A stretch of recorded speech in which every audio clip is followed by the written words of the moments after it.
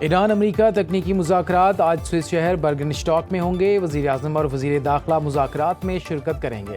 شہباز شریف اعلیٰ سطح کے وفد کے ہمراہ نور خان ایئر بیس سے سوئٹزرلینڈ روانہ ہو گئے۔ فیلڈ مارشل عاصم منیر بھی مذاکرات میں شریک ہوں گے۔ گرین سگنل ملتے ہی وزیر داخلہ محسن نقوی تہران سے برگنسٹاک روانہ ہو جائیں گے۔ امریکی نائب صدر جے ڈی وینس سوئٹزرلینڈ کے لیے روانہ۔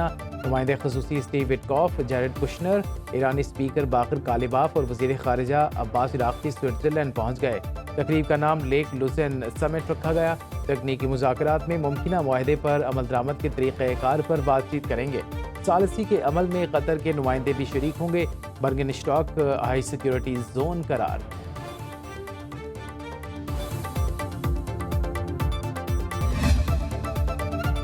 وزیر داخلہ محسن نقوی کی ایران کی اعلیٰ سیاسی قیادت سے ملاقاتیں۔ تہران میں صدر ڈاکٹر مسعود پزشکیان سے ملے۔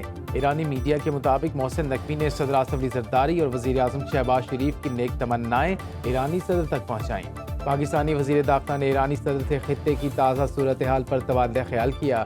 دونوں رہنماؤں کی دو طرفہ امور اور علاقائی پیش رفت پر بات چیت ہوئی۔ اس سے پہلے ایرانی وزیر خارجہ عباس عراقچی سے ملاقات کی۔ اسلام آباد معاہدے اور اس کے اگلے مراحل پر تفصیلی تبادلہ خیال کیا۔ امریکہ ایران تکنیکی مذاکرات کے اگلے مراحل پر بھی مشاورت ہوئی۔ پاکستان کے سفیر عمران احمد صدیقی بھی ملاقاتوں میں موجود تھے۔ تہران پہنچنے پر ایرانی وزیر داخلہ سکندر مومنی نے محسن نقوی کا استقبال کیا تھا۔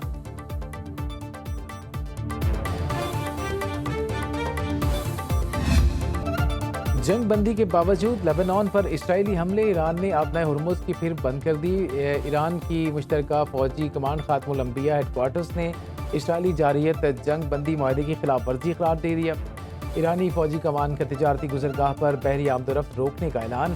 ایرانی حکام کے مطابق اسرائیلی کارروائیاں جاری رہیں تو مزید اقدامات کیے جائیں گے۔ ایرانی دھمکی کے سامنے صہیونی ریاست نے گھٹنے ٹیک دیے۔ اسرائیلی وزیر اعظم نیتن یاہو کا جنوبی لیبنان پر حملے روکنے کا حکم۔ امریکی سینٹرل کمانڈ نے آبنائے ہرمز بند کرنے کا ایرانی دعویٰ مسترد کر دیا۔ سینٹ کام کے مطابق آبنائے ہرمز سے بحری جہازوں کی آمد و رفت جاری ہے۔ حزب اللہ کے ساتھ جنگ بندی معاہدہ نافذ ہونے کے باوجود اسرائیلی درندوں نے لیبنان پر حملے جاری رکھے۔ مزید 16 لیبنانی شہید کر دیے۔ جنگ بندی گزشتہ روز مقامی وقت کے مطابق شام 4 بجے شروع ہوئی تھی، لیکن جنوبی لیبنان میں اسرائیل نے 12 بار فضائی حملے اور ٹینکوں سے گولہ باری کی، جس کے نتیجے میں 32 افراد شہید ہوئے تھے۔ امریکی محکمہ خارجہ کے مطابق اسرائیل لیبنان امن مذاکرات کا نیا دور واشنگٹن میں 23 سے 25 جون تک ہوگا۔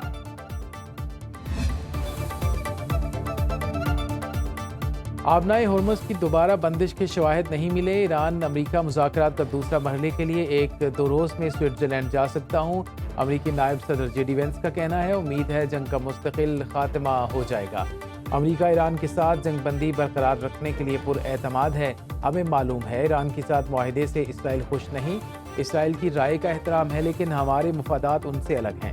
اسرائیل امریکہ کا ایسا ہی اتحادی ہے جیسے فرانس اور برطانیہ ہے۔ ہم ہر وقت صرف اپنے اتحادیوں کے مفادات کا خیال نہیں رکھ سکتے۔ اسرائیل امریکی ریاست میں اثر انداز ہونے کی کوشش کرتا ہے۔ جے ڈی وینس نے کہا، اسرائیل یا نیتن یاہو پر کی جانے والی ہر تنقید کو یہود دشمنی قرار نہیں دیا جا سکتا۔ جنگ بندی کے دوران 60 روز تک آبنائے ہرمز سے گزرنے والے جہازوں پر ٹول ٹیکس عائد نہیں کیا جائے گا۔ اس مدت کے بعد بھی کسی قسم کا ٹول نافذ نہیں ہوگا۔ امریکی صدر ڈونلڈ ٹرمپ نے سوشل میڈیا پلیٹ فارم پر اپنے پیغام میں لکھا کہ ایران سے مجوزہ معاہدہ نہ ہو سکا تو امریکہ اپنی صوابدید پر ٹول عائد کر سکتا ہے۔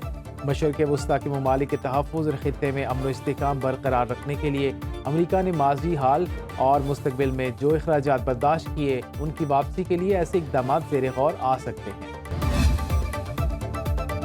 امریکہ اور قطر کا ایران کو منجمد $6 ارب تک رسائی دینے پر غور۔ امریکی اخبار وال اسٹریٹ جرنل کے مطابق فنڈز کو ایران کے مرکزی بینک کے ذریعے خوراک اور ادویات کے لیے استعمال کیا جا سکے گا۔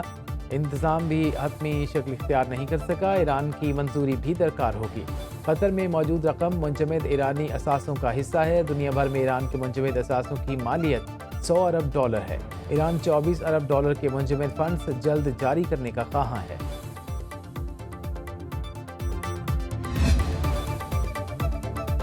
نائب وزیر اعظم اسحاق ڈار R4 وزرائے خارجہ اجلاس میں شرکت کے لیے مصر پہنچ گئے۔ مصری نائب وزیر خارجہ اور پاکستانی سفیر نے استقبال کیا۔ قاہرہ میں آج پاکستان، سعودی عرب، ترکی اور مصر کے وزرائے خارجہ کا چوتھا اجلاس شیڈیول۔ ترجمان دفتر خارجہ کے مطابق نائب وزیر اعظم کی مصری صدر عبدالفتاح السیسی سے بھی ملاقات کریں گے۔ ازبکستان کے وزیر خارجہ کا اسحاق ڈار سے ٹیلی فونک رابطہ۔ بختیار سعیدوف نے اسلام آباد مفاہمتی یادداشت پر دستخط پر مبارکباد۔ ازبک وزیر خارجہ نے وزیر اعظم شہباز شریف، نائب وزیر اعظم اسحاق ڈار اور فیلڈ مارشل عاصم منیر کے کردار کو سراہا۔ پاکستان کی ثالثی اور امن کی کوششوں میں کردار کی تعریف۔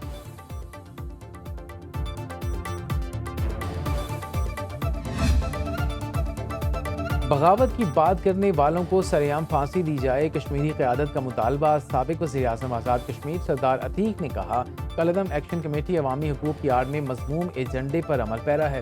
حکومت پاکستان نے ہر معاملے میں صبر و تحمل کا مظاہرہ کیا۔ کشمیری عوام نے انتشاری گروہ کو مسترد کر دیا۔ نون لیگ آزاد کشمیر کی صدر شاہ غلام قادر نے کہا، حکومت پاکستان نے آزاد کشمیر کے عوام کو سستا آٹا اور بجلی فراہم کی۔ عوام کو ہر مسئلے پر اپنی رائے کے اظہار کا مکمل حق حاصل ہے۔ کالعدم ایکشن کمیٹی انتشار پھیلانے کی کوشش کر رہی ہے۔ اب تک 3 سے 4 ارب کا نقصان ہو چکا۔ آج دنیا پاکستان کی کامیاب سفارتکاری کی معترف ہے۔ نبیلہ ایوب نے کہا، عوامی حقوق کی آڑ میں پاکستان مخالف بیانیہ قبول نہیں ہے۔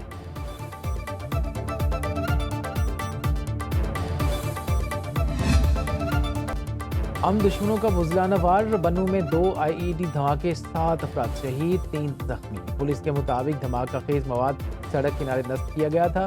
پہلے دھماکے میں مسافر وین میں سوار 5 افراد شہید، زخمیوں کو اسپتال لے جانے والی گاڑی دوسرے دھماکے کی زد میں آئی، 2 امدادی کارکن شہید، زخمیوں کو اسپتال منتقل کر دیا گیا۔ وزیر اعلیٰ سہیل آفریدی نے رپورٹ طلب کر لی، زخمیوں کو بہترین علاج معالجے کی ہدایت۔ صدر مملکت آصف زرداری کی دہشت گردی کے واقعے کی مذمت، کہا، پاکستان علاقائی اور عالمی امن کی حمایت جاری رکھے گا، دہشت گردوں کو ہر قیمت پر شکست دی جائے گی۔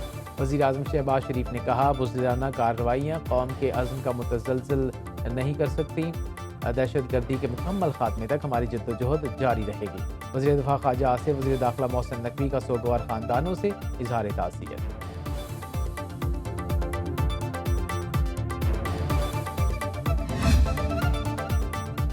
وزیر اعظم نے متنازع ٹیلی کمیونیکیشن ری آرگنائزیشن ترمیمی بل کا نوٹس لے لیا۔ شہباز شریف نے وزیر قانون اعظم نذیر طارق کی سربراہی میں 11 رکنی کمیٹی تشکیل دے دی۔ وزیر IT شیزہ فاطمہ، سینیٹر اشاری رحمان اور سیکریٹری انفارمیشن ٹیکنالوجی زرار ہاشم خان بھی کمیٹی کا حصہ۔ کوئی اپوزیشن ممبر کمیٹی میں شامل نہیں۔ نجی اراضی، ٹیلی کمیونیکیشن تنصیبات، ہاؤسنگ سوسائٹی سے متعلق رائٹ آف وے شقوں پر نظر ثانی کی جائے گی۔ کمیٹی 3 روز میں بل کی متنازع شقوں کا جائزہ لے کر سفارشات پیش کرے گی۔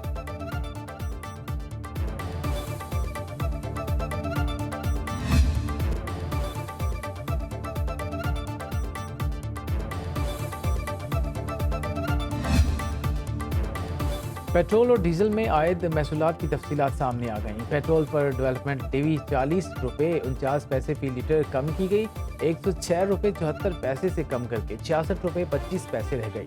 ہائی سپیڈ ڈیزل پر لیوی میں 19 روپے 71 پیسے اضافہ، 53 روپے 26 پیسے سے بڑھ کر 72 روپے 97 پیسے ہو گئی۔ لگژری گاڑیوں میں استعمال ہونے والی ہائی اوکٹین پر لیوی میں 214 روپے 12 پیسے کا غیر معمولی ریلیف۔ HOBC پر لیوی 91 روپے 25 پیسے فی لیٹر مقرر۔ اس سے قبل ہائی اوکٹین پر لیوی 305 روپے 37 پیسے تھی۔ پیٹرول پر کسٹمز ڈیوٹی 19 روپے 32 پیسے، ڈیزل پر 15 روپے 68 پیسے فی لیٹر وصول کیے جا رہے ہیں۔ پیٹرول کی فی لیٹر قیمت میں 2.5 روپے کلائمیٹ ڈیوی، 7 روپے 32 پیسے ٹریٹ مارجن کی وصولی۔ پیٹرول کا ڈسٹریبیوشن مارجن 7 روپے 87 پیسے، ڈیلر مارجن 8 روپے 64 پیسے مقرر۔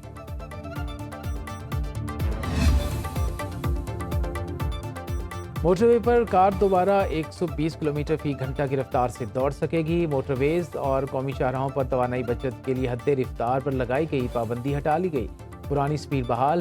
ترجمان موٹر ویز نے بتایا، کار اور LTV کے لیے حد رفتار دوبارہ 120 کلومیٹر فی گھنٹہ مقرر کر دی۔ مسافر اور بھاری گاڑیوں کے لیے حد رفتار دوبارہ 110 کلومیٹر فی گھنٹہ بحال۔ قومی شاہراہوں پر کار، LTV، PSV اور HDV گاڑیوں کی حد رفتار بھی سابقہ مقررہ شرح کے مطابق بحال کر دی گئی ہے۔ قومی اسمبلی میں بجٹ پر بحث مکمل، 232 ارکان نے حصہ لیا۔ اسپیکر قومی اسمبلی سردار ایاز صادق نے کہا بجٹ پر 7 دن بحث ہوئی، حکومت کے 151 اور اپوزیشن کے 81 ارکان نے 53 گھنٹے 31 منٹ بجٹ پر بحث کی۔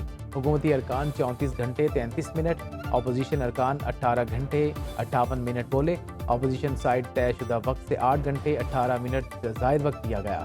ان نون لیگ کے 77، پیپلز پارٹی کے 49، ایم کیو ایم کے 20 ارکان نے بجٹ بحث میں حصہ لیا۔ تحریک انصاف کے 67، سنی اتحاد کونسل کے 1، جے یو آئی کے 10 ارکان نے بجٹ پر ایوان میں بات کی۔ حکومت نے بجٹ میں سمت واضح کر دی، معاشی شرح نمو بڑھے گی، ترقی ہوگی، عوام کو ریلیف ملے گا۔ وفاقی وزیر خزانہ محمد اورنگزیب نے قومی اسمبلی میں بجٹ پر عمومی بحث سمیٹتے ہوئے کہا ڈیجیٹائزیشن اور اے آئی سے سواپیدی اختیارات ختم کر دیے، فائنانس بل میں مزید تجاویز شامل کرنے کا ارادہ ہے۔ بجٹ میں ارکان اسمبلی کی تجاویز شامل کی گئی ہیں۔ وفاقی وزیر پارلیمانی امور طارق فضل چودھری نے کہا آج بجٹ بحث سمیٹنے کے باوجود ہم نے سوچا شاید اپوزیشن کی طرف سے کچھ مثبت تجاویز آئیں گی، لیکن ان کی تمام تقاریر بانی پی ٹی آئی کے گرد گھومتی رہیں۔ پی ٹی آئی کے چیئرمین بیرسٹر گوہر نے کہا پارلیمنٹ کی روایت ہے کہ سیاسی رہنما ایک دوسرے سے ہاتھ ملاتے ہیں، لیکن وزیر اعظم نے ہاتھ ملانے میں بہت دیر کر دی، سیاسی تناؤ اور مسائل کو ختم کرنا چاہیے۔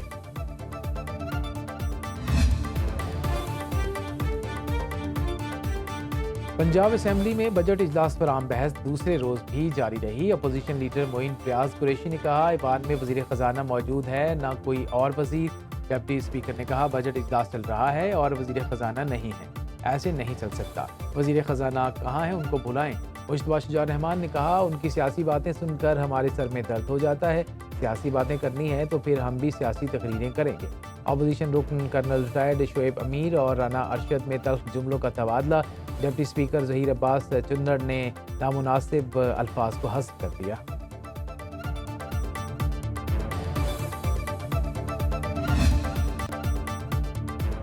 مسلم لیگ نون کے رہنما ارشد ملک کا 5000 روپے کے نوٹ پر نواز شریف کی تصویر شامل کرنے کا مطالبہ۔ پنجاب اسمبلی میں 5000 روپے کا نوٹ لہرا کر کہا اس پر بانی پاکستان قائد اعظم محمد علی جناح رحمۃ اللہ علیہ کے ساتھ سابق وزیر اعظم نواز شریف کی تصویر بھی شامل کی جائے۔ انہوں نے کہا کہ نواز شریف وہ رہنما ہیں جنہوں نے ملک کو ترقی کی راہ پر گامزن کیا، اس لیے ان کی خدمات کو اہداف میں ان کی تصویر بھی کرنسی نوٹ پر ہونی چاہیے۔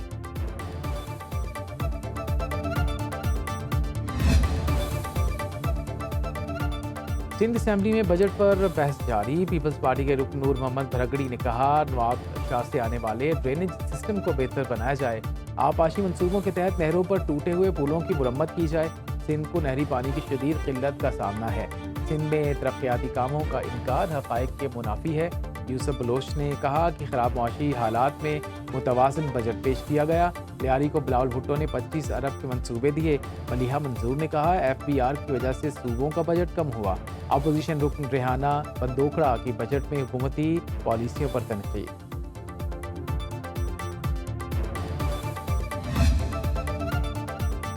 خیبر پختونخوا بجٹ میں اسمبلی سیکریٹریٹ کے غیر ترقیاتی اخراجات کی تفصیلات سامنے آ گئیں۔ دستاویز کے مطابق خیبر پختونخوا اسمبلی سیکریٹریٹ کے لیے 4.423 ارب روپے مختص۔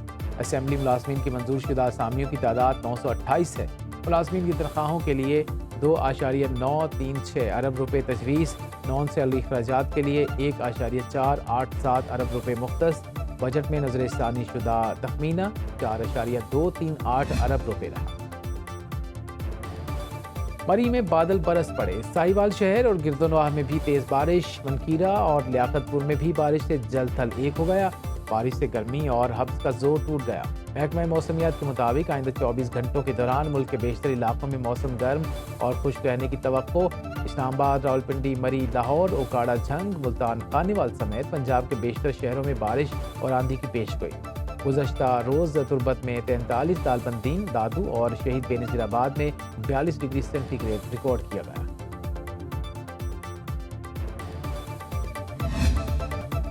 بے مثال تاریخ ساز شخصیت شہید بے نظیر بھٹو کو صدر مملکت کا خراج عقیدت۔ پاکستان کی پہلی خاتون وزیر اعظم کے 73ویں یوم پیدائش پر خصوصی پیغام میں آصف زرداری نے کہا شہید بے نظیر بھٹو نے جمہوریت، آئینی بالادستی، عوامی حق رائے دہی کے لیے بھرپور جدوجہد کی۔